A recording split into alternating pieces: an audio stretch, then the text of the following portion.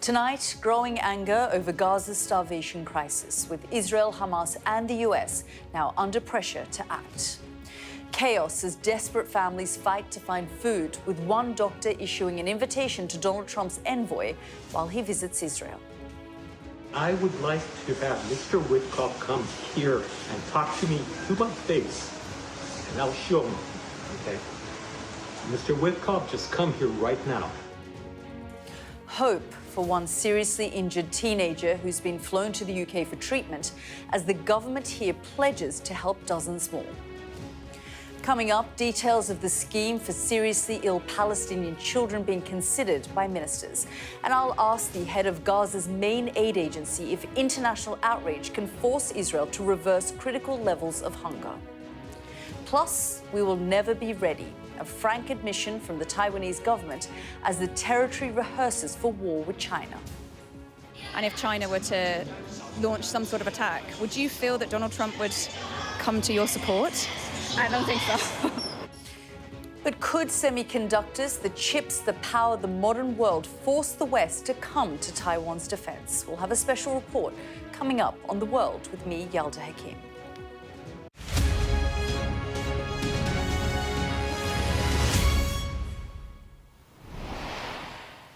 Good evening. This week, global outrage at the international crisis in Gaza intensified as it never has before. First France, then the UK, now Canada, all signalling their intention to recognise Palestinian statehood. Even the US president admitted images of severely malnourished children could not have been faked, and he demanded action. Have a listen. I want them to make sure they get the food. I want to make sure they get the food, every ounce of food. Now, Donald Trump has sent his Middle East envoy to Israel for direct talks with Benjamin Netanyahu. Tomorrow, Steve Witkoff will tour an aid site operated by the Gaza Humanitarian Foundation and hear from those who use it. The special envoy and the ambassador will brief the president immediately after their visit to approve a final plan for food and aid distribution into the region. The message he chooses to relay back to Washington is crucial to what happens next. That's because pure anger, words of condemnation, they may shame Israel on a public stage, but nothing changes for the tens of thousands already going days without food. Today, the head of Gaza's main aid agency told me people there are neither alive nor dead. The children say they want to go to heaven or hell simply because there will be food there. My conversation with Philippe Lazzarini is coming up after this report from Sally Lockwood in Jerusalem. These are scenes it's hoped Trump's envoy reports back to Washington. A hospital in Nuseirat in central Gaza, receiving casualties, reportedly killed and injured, trying to get food from an aid site run by the Gaza Humanitarian Foundation. This father crying over the body of his eldest son. He had a master's degree in political science and international relations, he says, and he died looking like a corpse, crawling to find flour. And this is a story we are seeing every day. People dying trying to get food. People dying because they haven't had any for too long. I only went to this aid point because my children were starting to look for food on the ground in the street. I've lost 25 kilos. Until now, there's nothing. I have to collect whatever grains and chickpeas I find thrown on the ground. I grind them and eat them. We're receiving reports like this every day of people dying at aid sites in Gaza. Aid sites backed by America and Israel. Donald Trump's envoy, Steve Witkoff, is back in Israel for the first time in 3 months, meeting Benjamin Netanyahu. And the White House has confirmed he'll be visiting Gaza with the US ambassador on this trip. It's little coincidence Steve Witkoff is here now. A small but vocal contingent of Donald Trump's base is growing increasingly angry over Gaza.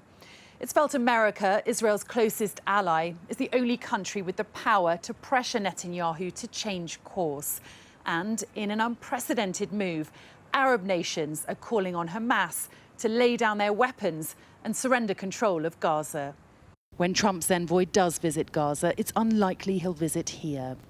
Nasser Hospital, where healthy children are fainting from hunger and those with chronic conditions are wasting away from malnutrition. An American paediatrician working here had this response to the claim that there's no famine in Gaza.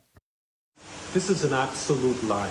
This is absolutely not true, because I've seen that with my own eyes. And I would like to have Mr. Witkoff come here and talk to me to my face, and I'll show him. Just look at this. An aid lorry arriving in Gaza, and it's pure chaos. This is what happens when desperation takes over. It's hoped America's visit will be a moment that finally makes the difference. Sally Lockwood, Sky News, Jerusalem.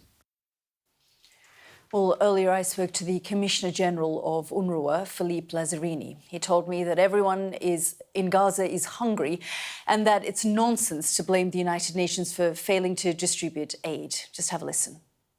Things have to change in Gaza. I mean, we have reached this week a terrible threshold. The worst fears we had has now come to fruition. The world leader on hunger have indicated that there is an unfolding famine. We have now people dying by hunger. And at the same time, this week also we heard that at least 60,000 Gazans since the beginning of the war have been killed. So we need to come with new solutions. Otherwise, more and more people will continue to die, and now will die because of hunger, because of the famine. Benjamin Netanyahu continues to insist that there is no starvation in Gaza. Israeli officials that I've spoken to deny that there is starvation in Gaza and say this is Hamas propaganda. How do you respond to that? I mean, they should visit Gaza. They should be with the population of Gaza. I think we have reached this situation of denial because Palestinians have been so devalued over the last 2 years.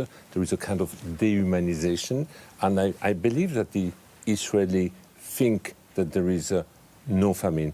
But this is a completely man-made situation. Just last week, Israel's foreign minister accused the United Nations of bearing responsibility for aid distribution failures in the Gaza Strip. The GHF spokesperson, Chapin Fay, said that the UN has given up distribution altogether. So this is nonsense. Start with my own organization. We have the equivalent of 6,000 trucks waiting outside of Gaza. Since March, we haven't been given any authorization to bring any supply into Gaza. Secondly, we have in Kerem Shalom hundreds of load and trucks waiting, but nothing in the Gaza Strip can move or can be collected without the authorization of Israel. We keep hearing about these bureaucratic impediments and that the Israelis aren't allowing these trucks to enter. And yet we are hearing that some trucks, a small number, are entering Gaza now that these new measures have been put in place in the last few days. What is being allowed in and what isn't being allowed in? It's a very cumbersome system. First, you have trucks being inspected, then they offload, download in Kerem Shalom, in no man's land, and then we need the authorization to come to pick up the assistant which has been downloaded, to offload again, and then we are given, in fact, roads and itineraries by Israel to move the assistance. Without all this authorization, we cannot move anything. We understand that 2,134 trucks have entered Gaza over since the 19th of May. And yet 1,753 trucks, and this is a UN report, were intercepted. So this means 82% of the trucks that were supposed to enter were intercepted. So only 260 reached their destination. The real question is 82% of what? Gaza needs normally 500 to 600 trucks a day. During the ceasefire between January and beginning of March, we had up to 800 to 1,000 trucks a day. You need to pour assistance into Gaza, to flood Gaza with assistance in order to prevent any situation of looting. And that centre has been described by many, even those who worked there say that they are death traps. And we've seen dozens of people killed. As you say, over 1,000 people killed so far trying to access food. I spoke to the Israeli ambassador to the UN just a few days ago, Ambassador Danny Danon. He said, why isn't the UN working with them? Why isn't the UN helping them? Let's just have a listen to that clip. So first of all, we should agree that the Humanitarian Foundation is doing an important work. And you can see from the results that in the area that you have those centers, you don't have any reports for starvation claims or other reports. And I wish we had more centers, and I hope there would be more centers. You know, you cannot deny the fact that the foundation actually distributed millions of meals over the last few weeks. You cannot deny it. So the question, Mr. Lazzarini, is why isn't the UN and other aid agencies working with the Gaza Humanitarian Foundation?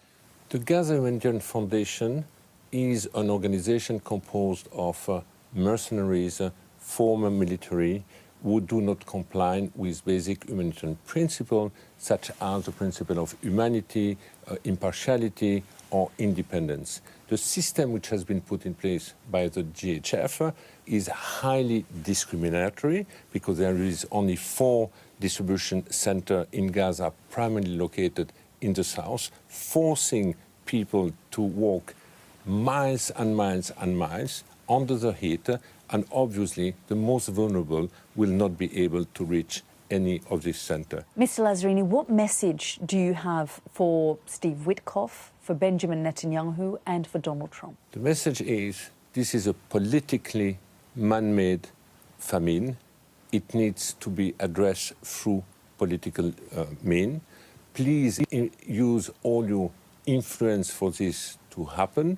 The UN has the expertise, the people, the resources. We have proven over the past that we can address the need of the population, but we need also UNRWA, part of the UN, having been the backbone until now, to be fully operational. Ms. Lazzarini, how would you describe the current situation in Gaza? When you see those images, it's a place that you've worked in for a long time. Your organization has operated there for a long time.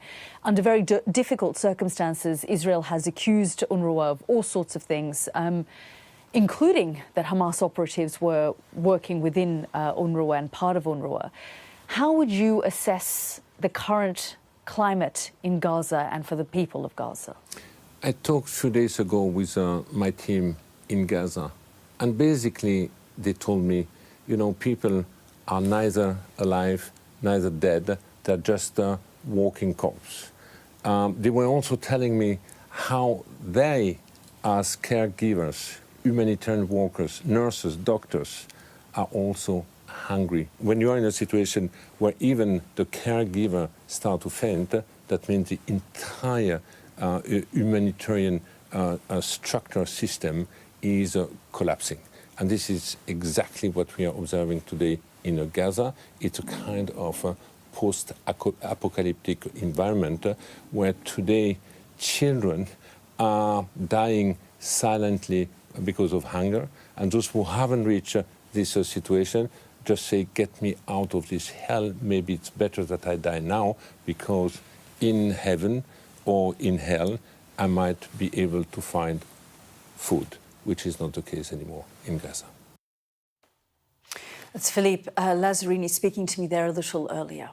Now, this is Majid. He's 15 years old. In February last year, he lost both jawbones and all of his teeth when a tank shell exploded as he was looking for food. He was so severely wounded and the hospital so overcrowded, doctors carried out emergency surgery in the kitchen. Last night, he arrived in the UK to have his face reconstructed. He's only the 3rd seriously injured Palestinian child to be brought here after 20 months of campaigning. John Sparks has been speaking to him and his family. His report contains images of Majid's facial injuries. For a boy called Majid, this is quite an adjustment. From the horror of the war in Gaza to an unremarkable view of central London, the 15-year-old tries to take it all in.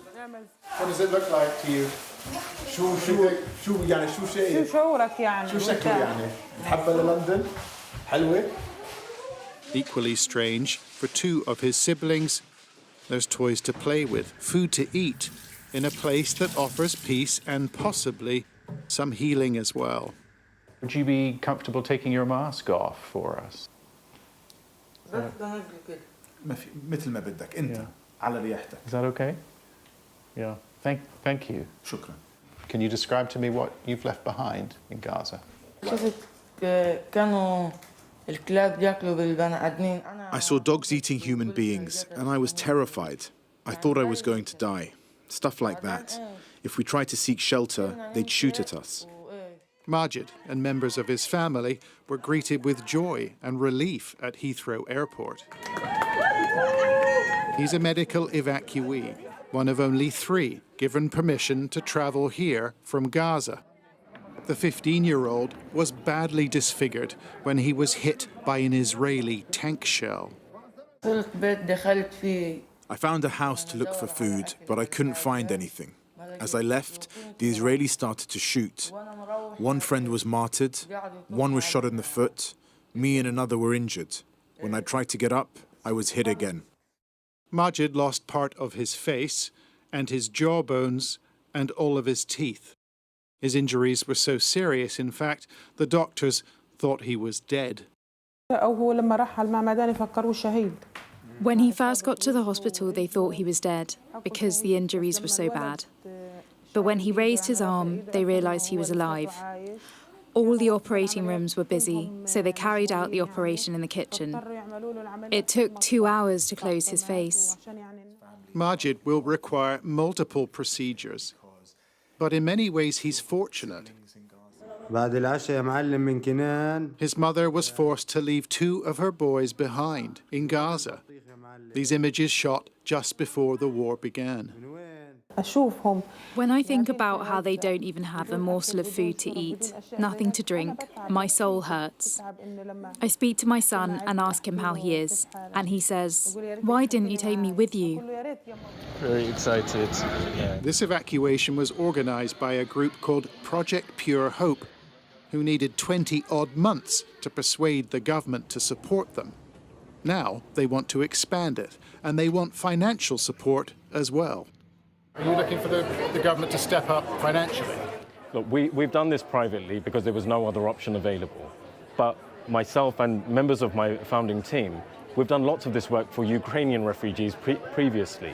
There's no reason we shouldn't be doing that for Gazans. We paid for that as a UK government and NHS. Why can't we do that? Oh yeah, absolutely. We did that for Ukrainians, and there's no reason we should not be doing that for Gazan children as well. For some, the brutal nature of this war demands a human response, and this group have found a way to do it. The outcome of their actions may be limited, but they're of undeniable value to this young man. John Sparks, Sky News. Well, Majid is one of thousands of critically ill children in Gaza whose only hope rests on evacuations from the region for urgent medical care. Project Pure Hope is a humanitarian initiative which is working to help treat young Gazans wounded in the conflict. With me now in the studio is co-founder of Project Pure Hope, Yalda Hakim, and also joining me is Baroness Aminka Helic, who has lobbied for Gazan children to be brought to the UK for medical treatment. Thank you both for joining me here on the programme. Yalda, I'll come to you first because you have been battling this out with the government for months. You managed to get 2 children here. This is now the 3rd. But is it enough? It's obviously not enough, and the scale of the need is obvious for anyone to see. And we're very grateful that the government has now finally approved the scheme for 30 children. But what we need now is pace and scale, because we know that every day there are 28 children dying from treatable illnesses, and we want to emphasise treatable because it's easy to feel powerless when we see images of death and destruction at this scale. But where the government has this opportunity, and we have this opportunity, to treat these children with world-leading expertise, we should take that up. There's clearly an appetite, not just across the public, but within the NHS with world-leading specialists to provide that treatment. And the UK has a fine tradition of doing so. And now what we need is no further delay. But for now, and with these 3 children, the NHS is not involved. This is privately funded, and all you're asking is for the UK government to allow more of these children to come. That's right.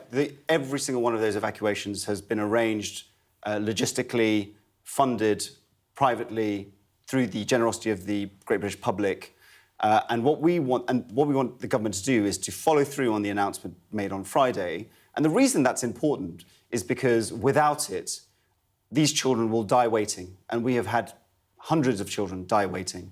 What we've seen through examples from the EU, from America, and other countries in the region, in Egypt, Jordan, elsewhere, is when the government steps in, things move at pace. And that is what's going to save lives in this context. Yeah, Reza, I just want to put some of these numbers in perspective, because we know as of this week, it's been reported that 18,592 children have been killed in this conflict of the 60,000 or so that is now the death toll, the official death toll. And we know when we look at these numbers, you know, regionally, 7,229 patients have been evacuated to places like Egypt, the UAE, Qatar. And of those, 4,984 of them have been children, compared to the UK, where we've seen 3 children. 3. And the point is that the delay is difficult to explain, but it's also deadly. And in this conflict, there's been 5,100 child amputees. And the point about many of those amputations is that they are due to secondary causes, such as starvation and infection. So these are all avoidable deaths. And so that's why these cases are so compelling. There is an opportunity to do something.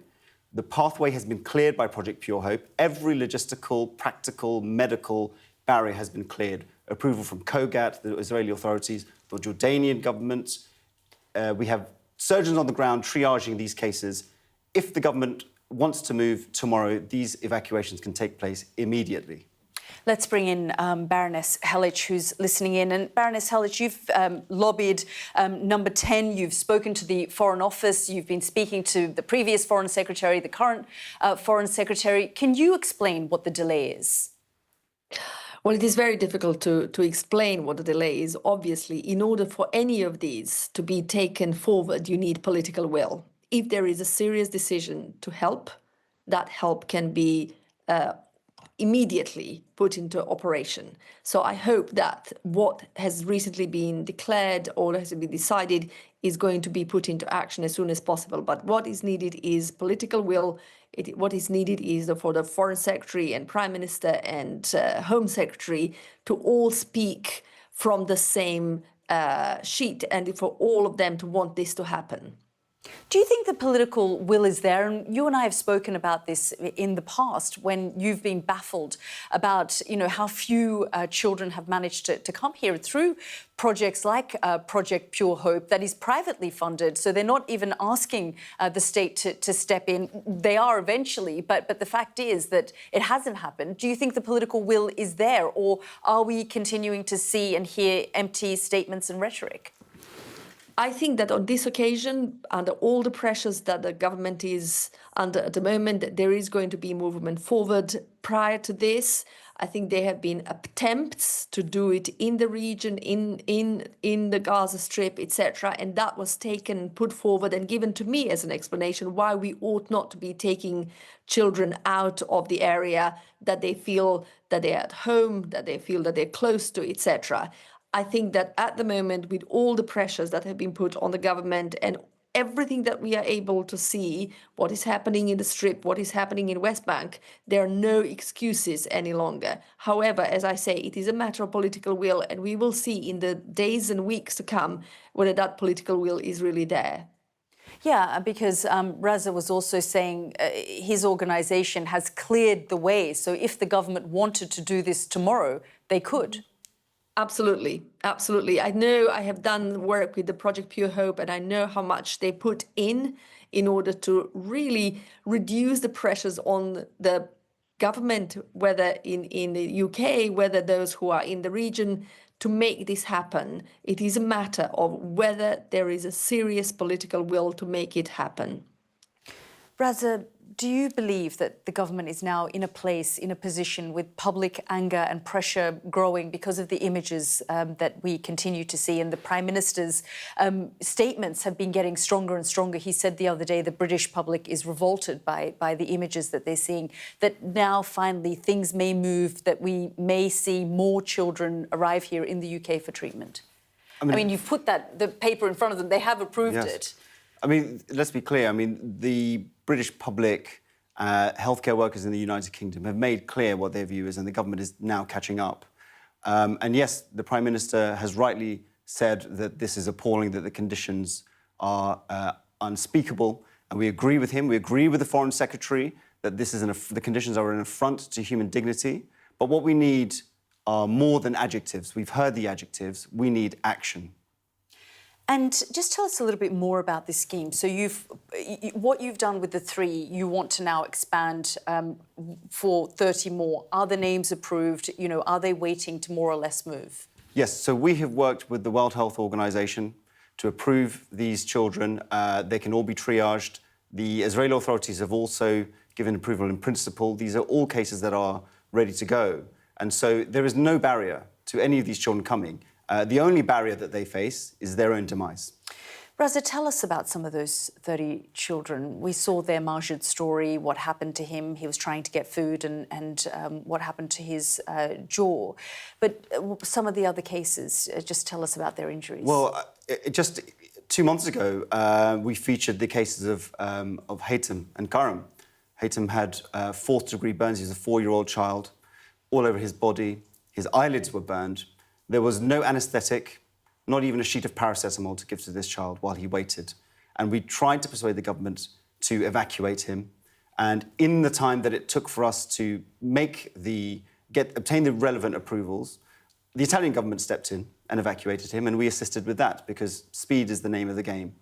And these, again, are illnesses or injuries that all can be avoided. And as I say, the issue with many of these injuries is that they become untreatable over time, or the window of opportunity expires by the time that they get over to the UK, if they ever do. So there are, regrettably and tragically, thousands of these cases. And it's not just that they're missing the opportunity to be treated, it's the pain that they endure while they wait. And that delay, as we say, is unacceptable. And there is a real human cost. We can measure it, the government knows it, and what we say now is that it's go time. And, as you say, many of these illnesses are treatable quite quickly, actually. Yes, they're treatable quickly. We have, as I said, world-leading expertise and institutions in the United Kingdom to treat them. And many of them are caused by secondary infections because of malnutrition, because of the open sewage in the tents that they live in, or because of the absence of any medicines.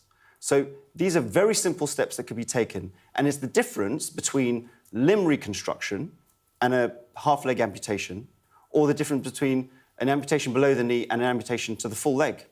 And so you've got babies who are having amputations before they even learn to crawl. These are all avoidable. Baroness Halic, just in the last day or so, we've heard the UK government say that if Israel doesn't take concrete steps, that the UK will recognise Palestinian statehood. We've seen a series of other countries, allies of Israel, coming out now saying the same sort of thing. Do you think that that is sufficient in putting pressure on Israel, or are there other things that Israel, that can be done to ensure that aid, for example, reaches the most needy, and we see an end to the famine and starvation that we're seeing currently in Gaza?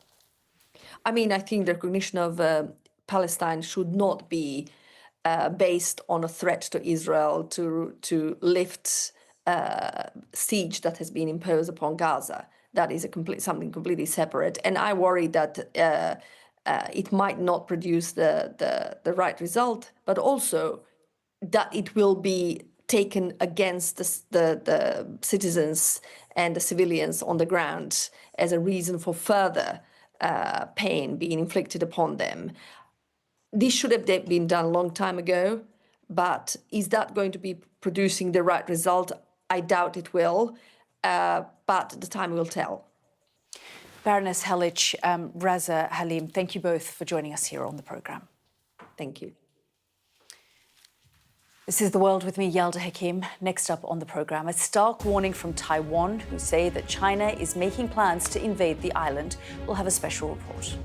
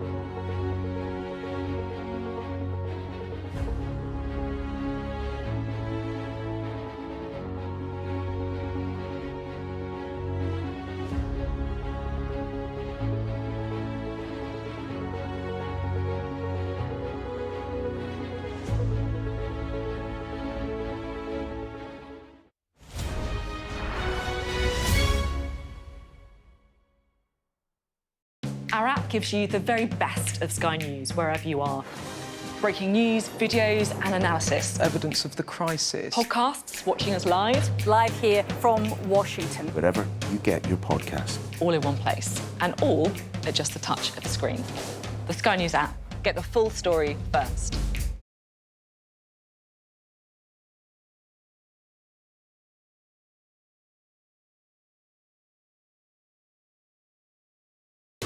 We are under Israeli military restrictions in terms of some of the things that we can film, but it's important to be in there.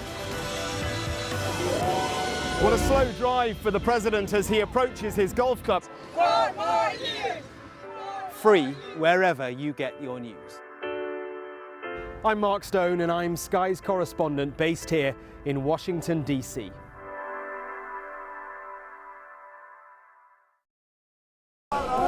Turkey is burying its dead. Whole families died in this collapse. Generations wiped out. I'm Siobhan Robbins, Sky's Europe correspondent based here in Berlin. This is just a small sample of the deadly arsenal taken off the streets. Anyone could say, I'll do that, and then have to go and shoot someone. Yes. Sky News, get the full story first.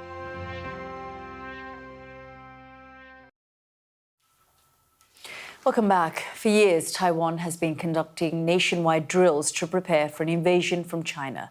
But now there's a stark warning that the rehearsals could become a reality. The Deputy Foreign Minister of Taiwan has told Sky News that China is preparing to invade the island. The concern follows a year of increased military drills and incursions by their much larger neighbour. Our Asia correspondent, Helen Ann Smith, has this report. Taiwan is a vibrant, free and democratic place. People here have long learned to coexist with the threat from their neighbour China, but things are shifting. Do you think Taiwan is more safe or less safe? Dangerous, more dangerous. There is a new, more assertive president in office in Taiwan. There is a new, more unpredictable president in the White House. Taiwan, they took all of our computer chips. And there is a new intensity to the pressure from China. So I have travelled around this island, speaking to people who live here, who worry about the future. And if China were to launch some sort of attack, would you feel that Donald Trump would come to your support? I don't think so. And those who are readying this place for the worst case scenario. China is preparing to invade Taiwan. So, is Taiwan more vulnerable now than ever before? And if an attack were to come, is it ready?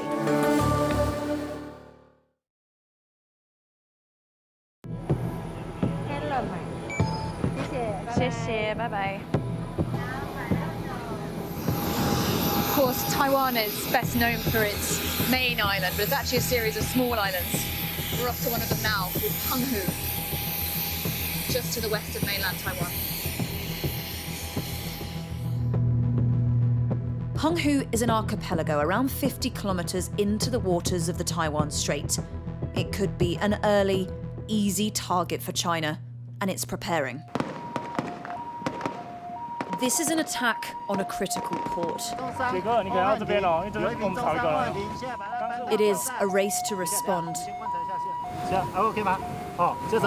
to contain what damage they can. This time, it is just a rehearsal for war. A test of this place's resilience. To ask if these people are ready. And there are questions about whether they are, being asked by observers from the government in Taipei. Indeed, here they're assessing logistics like food handouts in the case of blockade and shortage. Just listen to the feedback. It is scathing. You will need permanent staff working here. You can't have stand-in staff for just today. It needs to be designated postings, so when it really happens, the staff will stay here working. Here, a young worker comes under fire. He can't specifically say what training he did yesterday. All I say to you is you didn't train well yesterday. You didn't learn according to the schedule. A performance, they say, is not adequate preparation. Do you think just the staff here will be enough? Of course not. At most you'll have 100 staff and there'll be more than 7,000 people queuing up. They'll wait from morning till afternoon and get nothing. It's completely impossible. Harsh words reflect a harsh reality here. A new sense of national urgency. These nationwide drills are being scaled up fast. Complacency is an enemy too.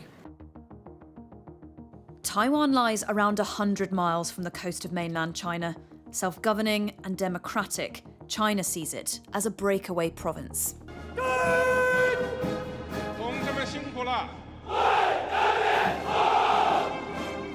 For many years, it has sought reunification, but Xi Jinping has turbocharged that aim. He's reportedly asked his forces to be ready for an invasion as soon as 2027. And this is the man tasked with Taiwan's defense, its new president, Lai Ching-te, a man who has spoken more boldly than any who have gone before him. And who has gone further in his domestic policies too. A push-up in defense spending, a crackdown on spies and subversion. Even pro-China influencers have come under fire. This woman, known as Yaya, just one of a handful who Lai has deported. His presidency has been punctuated with intense military drills from China. An encircling of the island by jets and ships, and an animation released by the Chinese army depicting him as the parasite of Taiwan.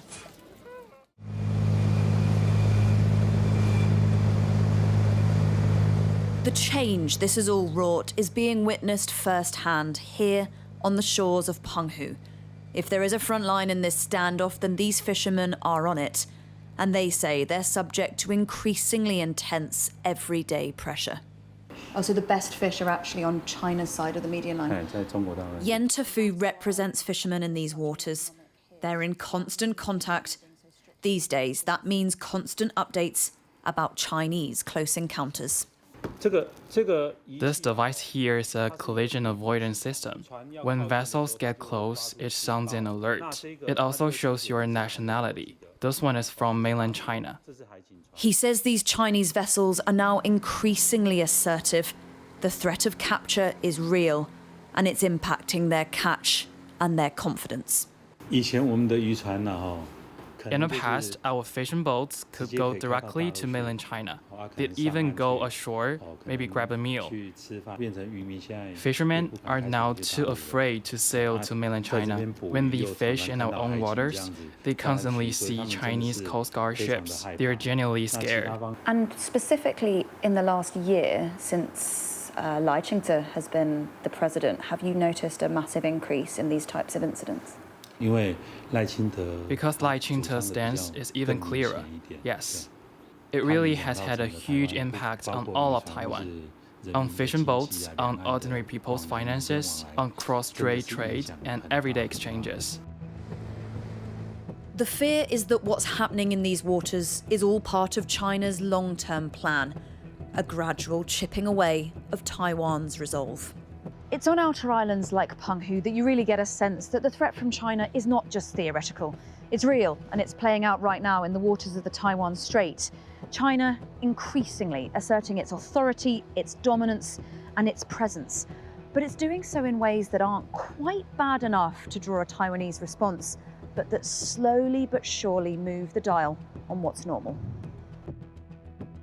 In the waters off Penghu, a clear picture is emerging of so-called grey zone tactics. In February, a Togo flagged ship with a Chinese crew was intercepted by the Taiwanese, accused of cutting undersea internet cables. China's Coast Guard is also increasingly assertive, acting, critics say, as an additional branch of the Navy.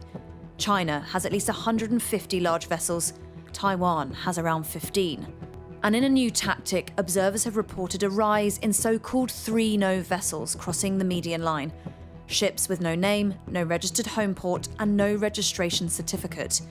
On the eve of President Lai's first year in office, they say 30 crossed in a single day, operating as a type of shadow maritime militia.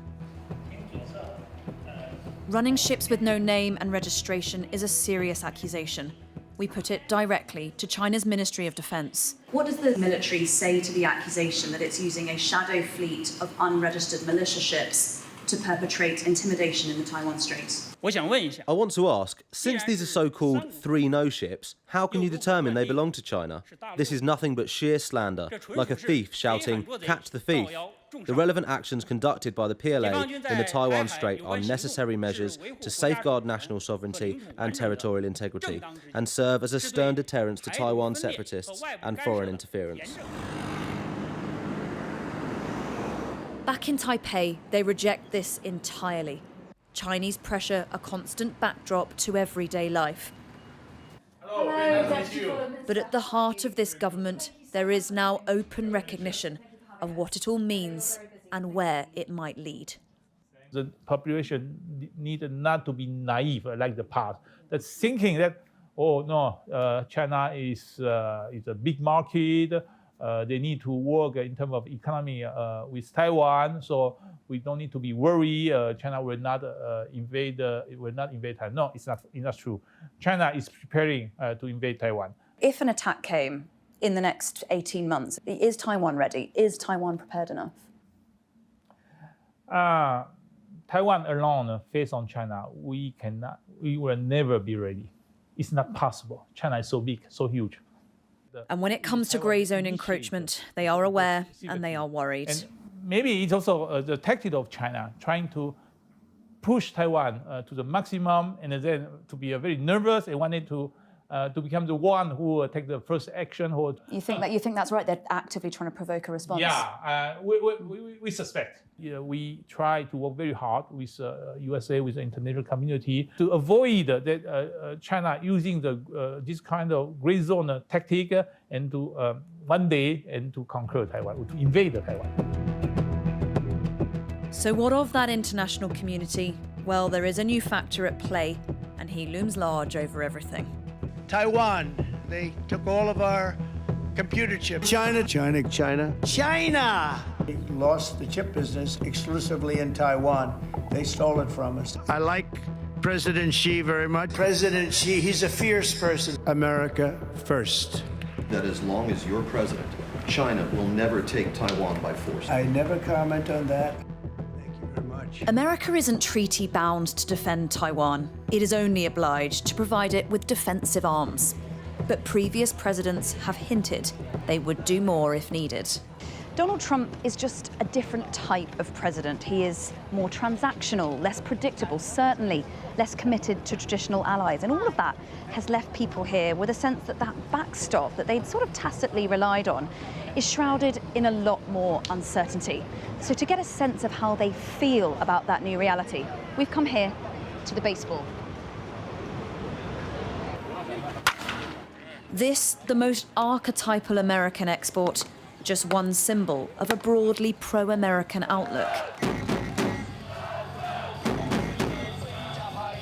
But as the stand filled up, opinion about Trump, well, it was very mixed. He's quite crazy. I'm not sure if there is there are more purpose for his action or speech. I don't know. I think it's a good thing for Taiwan. Why? Maybe more safer, because China is. I think China is a big threat for Taiwan. And if China were to launch some sort of attack, would you feel that Donald Trump would come to your support? I don't think so. You don't think so? I don't think. And is that quite worrying? Yeah, we worry about it, but we cannot do anything. Okay, so we're getting suited up. But Taiwan has one key asset, something Trump needs and wants to protect. Hair covering? So valuable, it's been described as a shield for Taiwan. So before we go into the factory, we have to take what's called an air shower. So I'm going to go in, and this air is going to blow, and it's going to get rid of all the residual dust that might contaminate the factory.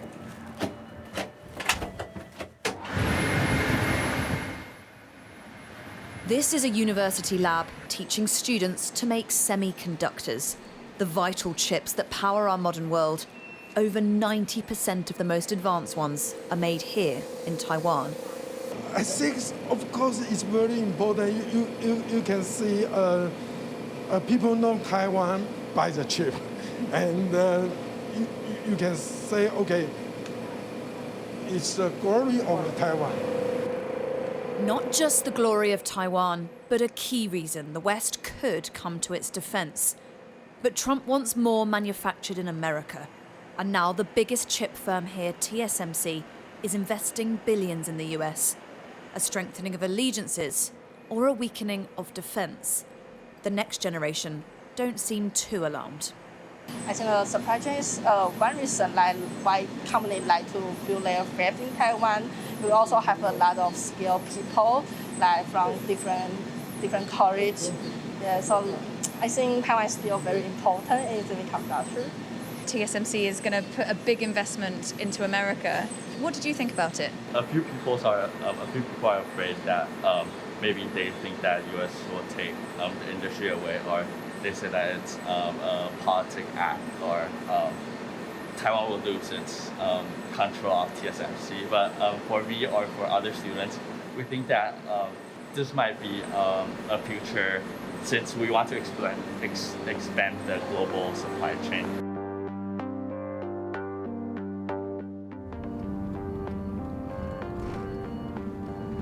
If you step away from Taiwan's modern reputation, you will find a place with a troubled past, where people don't always agree about who they are and where they're headed. We're travelling south out of the capital Taipei towards the neighbouring city of Taoyuan, and we're off to meet someone whose story really helps explain why reunification is still so important to China and why Taiwan's identity is still so complicated. We've come to a care home for veterans, elderly men who had front row seats for some of this region's most turbulent history. So the Chinese Nationalist Army kind of sign up documents. Wow. That's you. Song Guoxi is 107 years old. He was born in Wuhan in mainland China. And that's you? That's you. Wow. He fought for the Chinese army against the Japanese during the Second World War. And then for the KMT, the Chinese nationalist government, against the communists in the Chinese Civil War. His side lost, and in 1949, along with his leader Chiang Kai-shek and around 2 million others, he fled to Taiwan. We were all crammed together for 8 days. Even when we reached Taiwan, we weren't allowed to get off the boat. We had to be checked one by one. There was no dock. We had to wade through the water. The seawater soaked us and we started to stink.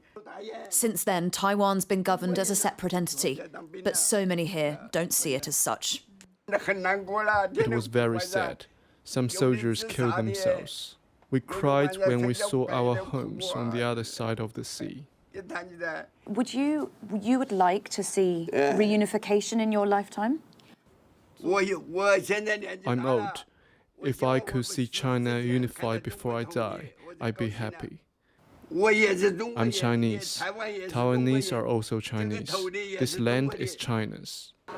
But this generation is aging fast, and their descendants often feel different. A park just down the road makes that clear. It's a graveyard of sorts for statues of General Chiang Kai-shek, the one-time Chinese nationalist leader who lost China's civil war and fled here, hoping to one day return. It is so clear when you're here that a modern democratic Taiwan clearly just doesn't have all that much time for Chiang Kai-shek anymore. And while that might largely be because of the brutal military dictatorship he oversaw, for some, it might also be because of what he represented, that true belief in a reunification of China, that Taiwan was indeed part of the mainland. For a younger, more confident, democratic generation, it just doesn't wash. That is particularly the case in younger urban centres. While most Taiwanese support the status quo, there are some whose hopes are unashamedly bolder. Would you like to see an independent Taiwan? I think Taiwan is a really great place, and we should have our own laws. Taiwan is already operating as an independent country. We don't need to declare independence because we are already independent. In your lifetime, would you like to see an independent Taiwan? Of course. Yeah, of course, yeah.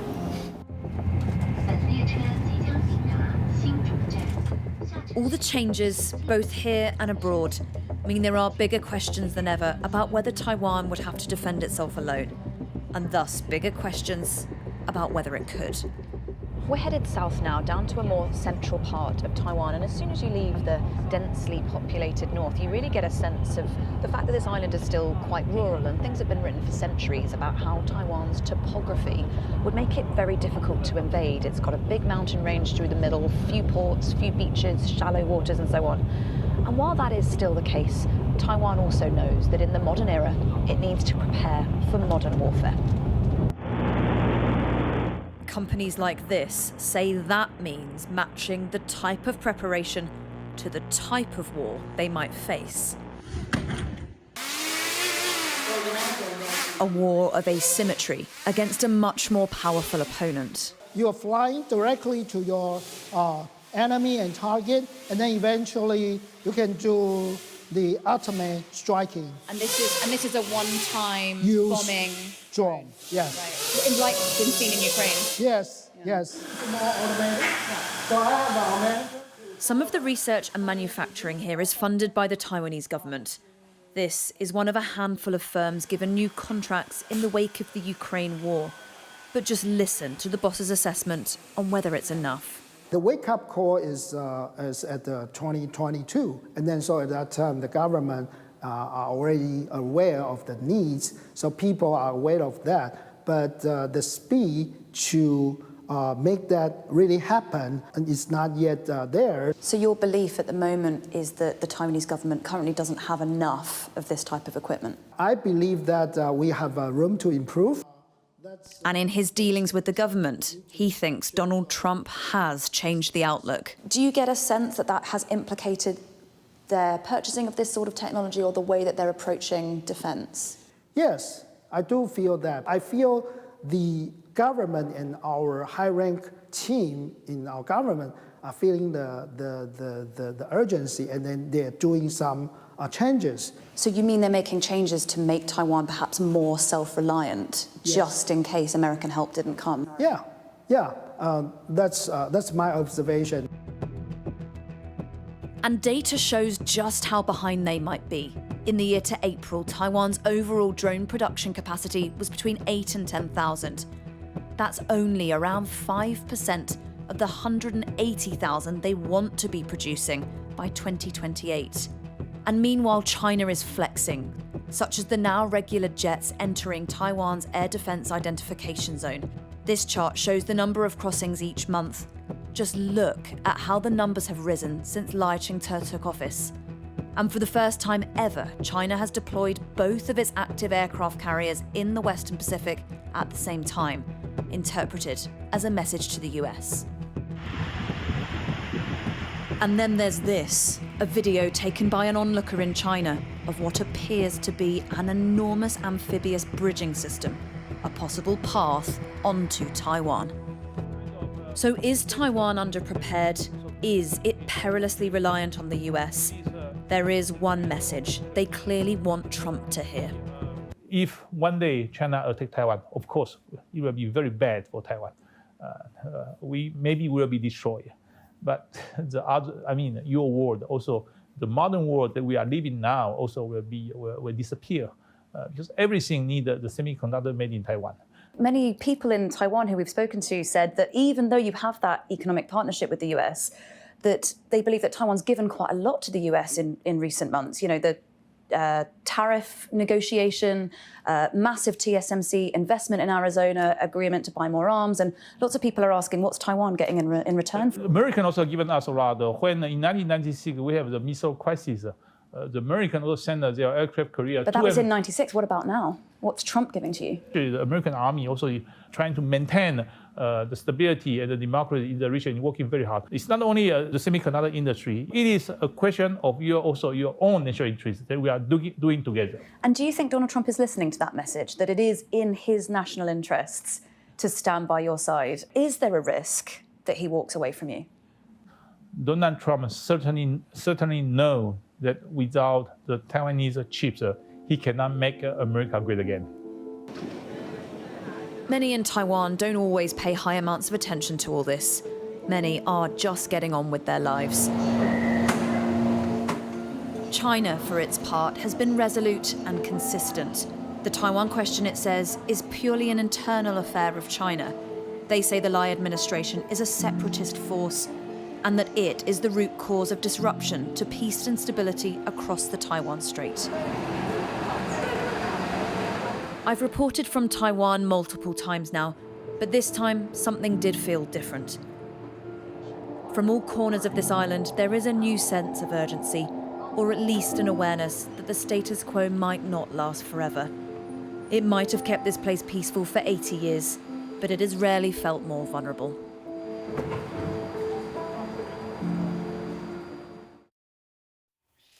That special report from our Beijing correspondent Helen Ann Smith. Well, Donald Trump has been taking questions at the White House in the past few minutes. Let's just have a listen to what he had to say. If Canada moves forward with recognizing the Palestinian state, is that a deal breaker for you? Well, we're going to see. No, I didn't like what they said, but that's their opinion. I didn't like that. Not a deal breaker, but we haven't spoken to Canada today. He's called, and we'll see. But we have made a few deals today that are excellent deals for the country. You know, we're taking in literally trillions of dollars for the country. This is making our country very rich and respected again. We have, you know, I tell these people, and I say it as much as I have to say it, but every leader is at NATO, and I was in the Middle East with the three great countries, three great leaders. Qatar, you know, Saudi Arabia, UAE, and everybody said the same thing. All of the NATO countries, essentially, they said that we were a dead country. 1 year ago, we were a dead country. Now we're the hottest country in the world. Look at you people. We're the hottest country anywhere in the world. We're doing great. Yeah. Donald Trump there. Well, thanks for joining us for the last show of the summer. Me and the team will be back on your screens in September. The News at 10 with Mark Barbette is up next. Good night.